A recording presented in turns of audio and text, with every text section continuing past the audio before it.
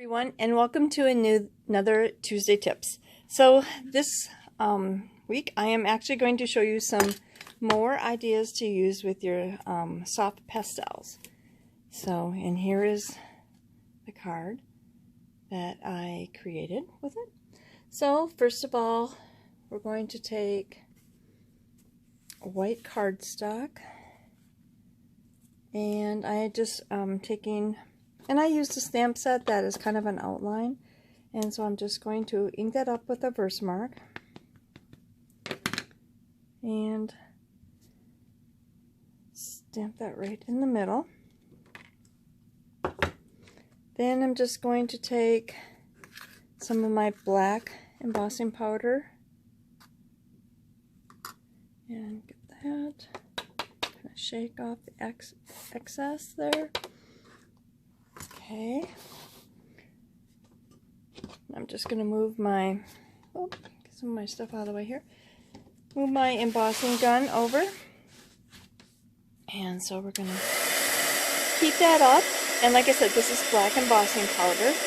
And we do have some really neat stacks now. So when you buy embossing powder, you get some different colors. So it's not just you're buying one. So, and that is in the new catalog. If you don't have a copy of the catalog, please get a hold of me and I will get you a copy. So you want to wait till it's all shiny. And I always say if it looks kind of dull, you still have all of the powders there and it's not melted. So we're just going to go over all of that. Make sure it's okay. So we've got that. Now we're just going to take our pastels. And I am using just a blender pen. And I've kind of already used the color. So I want to make sure get my colors. Okay. So I always take and use like just one corner, you know, so I don't want to hit it all over. So I'm just getting one corner and I'm just coloring. Now, you're basically putting the color on the blender pen and then it's going to come right off, and so you're going to need to keep going back and getting a little bit more color. Like I said, there are so many ways to use these soft pastels, and the next few weeks I'm going to show you each week some different things. These are new in the catalog, and you get all these colors for only $9, so that is a really good deal. So just, and if you want to add a little bit darker color in one area, you can just go and, you know, and just grab color there. And because we embossed it, you're going to stay in the lines. Well, you can go out if you go too fast, but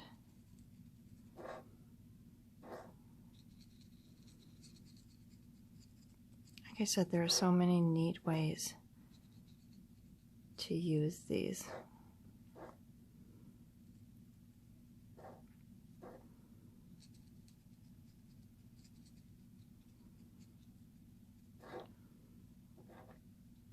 So we're just color all of them. And the thing is if you want to, you're done using this one, I always take the blender pens and I always kind of go towards the sides. And see, I'm just taking off all my color. And once you get to the point that it doesn't show any more color that's coming off, you know that your blender pen is clean. It still looks dirty, but it's clean. But by going by the sides like that, you're going to keep your tip nice, and you don't want to go down on like that because it's going to kind of ruin the tip. So I just wanted to show you how to clean it. But then, like I said, then you can go on to the next color. And that's a way, so you don't have to have a blender pen for every color. You can just keep using it over and over.